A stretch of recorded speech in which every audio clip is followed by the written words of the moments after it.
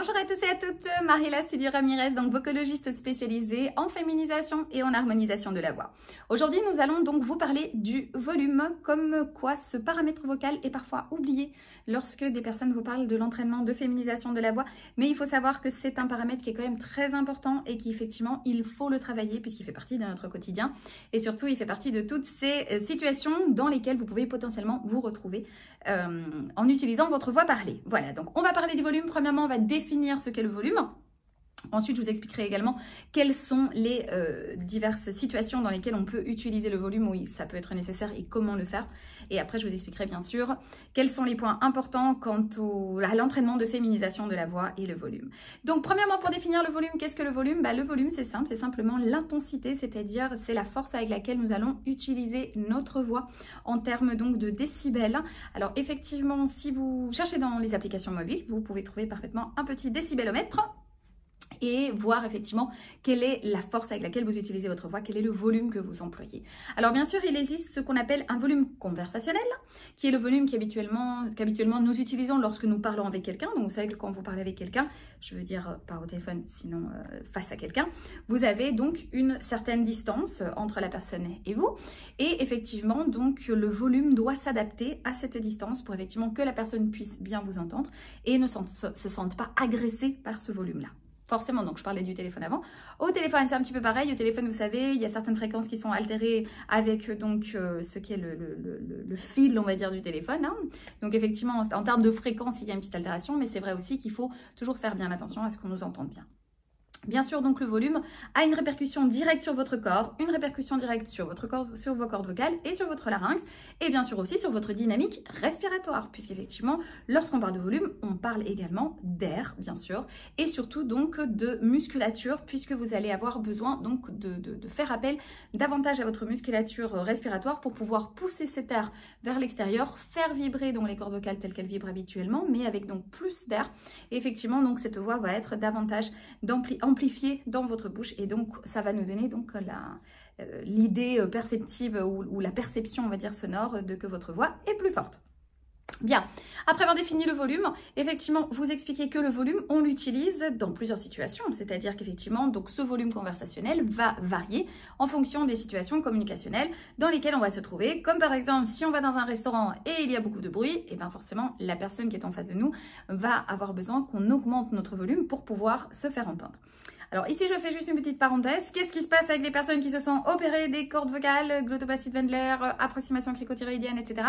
C'est qu'il y a souvent, surtout dans le cas de la glottoplastie, une altération du volume. C'est-à-dire c'est très compliqué pour ces personnes de se faire entendre dans des milieux bruyants.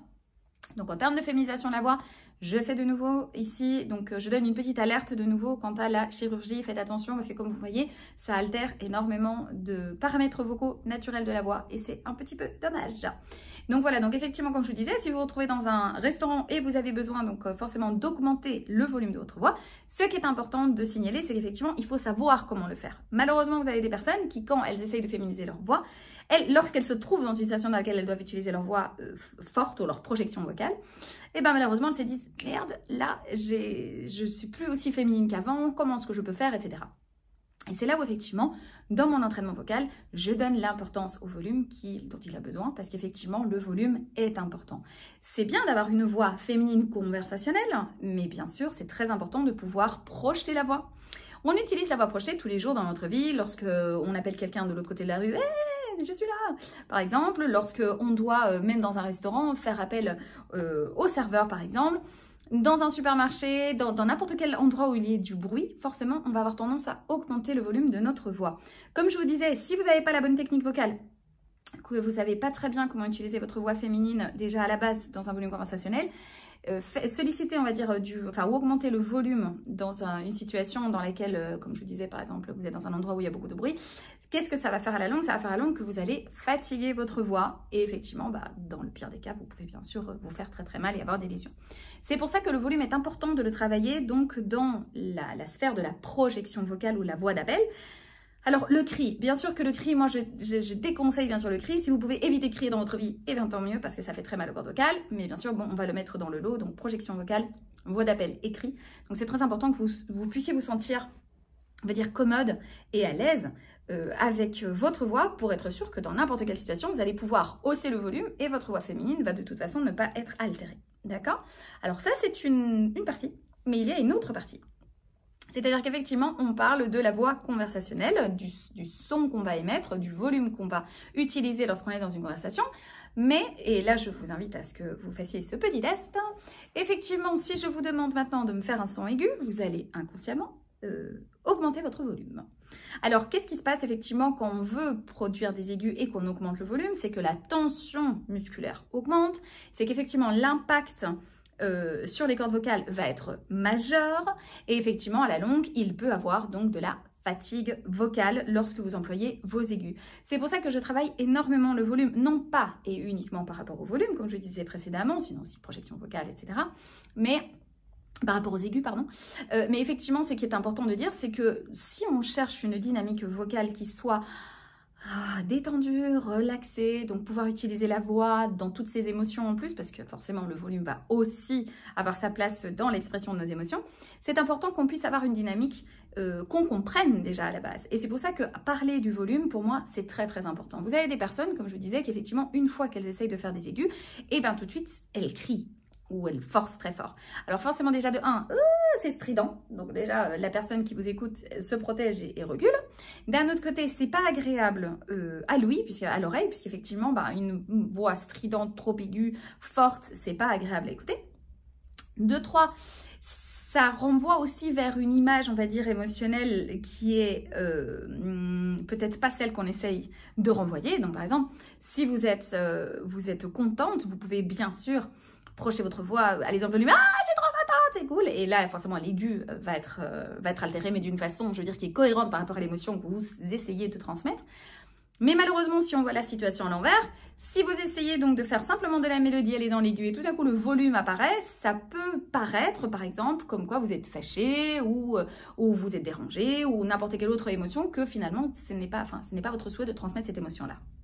Donc c'est pour ça que le volume est si important, premièrement à travailler, à entraîner au niveau anatomique, puisque comme je vous disais, augmenter le volume, c'est pas rien, c'est-à-dire qu'il faut vraiment avoir une base vocale importante. Et ici, on sort même de la voix identitaire, on parle de la voix en général, je travaille avec beaucoup par exemple de profs, surtout des profs, qui sont dans le besoin de toute la journée avoir on va dire un volume qui est plus haut que le volume conversationnel parce qu'ils sont face à, je sais pas, 40 élèves, 30 élèves.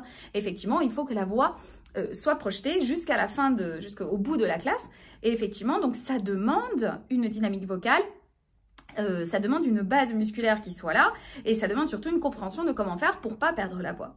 Alors il s'avère que moi j'ai des profs qui sont trans, donc là on travaille les deux en même temps. Donc effectivement c'est un double travail, mais effectivement c'est important de le faire pour éviter la fatigue vocale, pour éviter de perdre la voix aussi, puisque forcément fatigue vocale égale aussi perte de la voix, aphonie, dysphonie dans certains cas. Donc c'est très important de comprendre que ce volume va bien sûr affecter toutes les personnes. C'est-à-dire moi je travaille le volume avec toutes les personnes qui travaillent avec moi. Certes, il y a des personnes qui ne commettent pas ce geste, enfin, ou qui ne produisent pas ce geste de augmenter le volume quand elles vont vers les aigus, mais c'est un petit pourcentage. Normalement, c'est un peu ce qui arrive toujours en début d'entraînement vocal, c'est qu'une fois que je demande de faire des aigus, il y a le volume qui arrive. Donc voilà, c'était important pour moi de faire ces petites vidéos parce qu'effectivement, vous savez très bien que je travaille toujours mes 5 piliers, hein, mélodie, articulation, rythme, volume et expressivité. Et c'est vrai qu'on parle très peu du volume, on parle beaucoup de la mélodie, on parle du rythme, etc. On parle de l'expressivité, mais le volume, malheureusement, il est toujours un petit peu oublié. Je parle souvent avec des personnes qui travaillent la féminisation et elles me disent « Ah ben non, moi je travaille pas le volume, pourquoi tu le fais ?» Donc voilà, ça me paraissait important de faire cette petite vidéo. Alors, comment est-ce qu'on travaille le volume en séance? Je vais vous dire, c'est un peu tout bête, c'est-à-dire qu'une fois que je vois que la personne augmente le volume, ce que je vais faire, c'est qu'elle-même perçoive cette augmentation de volume et simplement veiller à ce qu'elle rabaisse le volume lorsqu'elle va vers les aigus. Après, forcément, ce qui est le travail de la voix projetée, de la voix d'appel, etc., ce qui est l'augmentation du volume nécessaire dans une situation communicationnelle, bien sûr, ça va se travailler au cas par cas et en fonction de chaque personne et de sa demande et de son utilisation dans son quotidien et dans sa vie professionnelle, comme je vous disais. Donc voilà, en tout cas, le volume dans l'entraînement de féminisation de la voix est un élément très important. Je vous conseille et je vous invite bien sûr à me contacter. N'hésitez pas à me laisser vos petits commentaires ci-dessous. Si vous souhaitez un premier rendez-vous informatif et gratuit avec moi, n'oubliez pas que vous pouvez toujours le faire via mon calendrier en ligne qui se trouve sur le site Donc femivos.es/fr, dès que vous allez dessus, vous allez voir premier rendez-vous informatif, vous cliquez dessus, vous arrivez sur le calendrier, c'est très simple, choisissez le jour et l'heure qui vous convient le plus, ou alors vous m'envoyez un petit WhatsApp, très simple aussi au 00 34 625 14 46 47. N'oubliez pas de cliquer ci-dessous sur la petite clochette pour vous abonner donc à la chaîne. Vous savez qu'il y a beaucoup de vidéos qui viennent, déjà beaucoup de vidéos postées. Je remercie également bien sûr ma communauté de toujours me soutenir. Je veille toujours à faire des vidéos de qualité et c'est grâce à vous, grâce à votre soutien. Vous pouvez également bien sûr nous suivre sur les réseaux Facebook et Insta. Et je vous embrasse et je vous dis à très vite. Ciao ciao.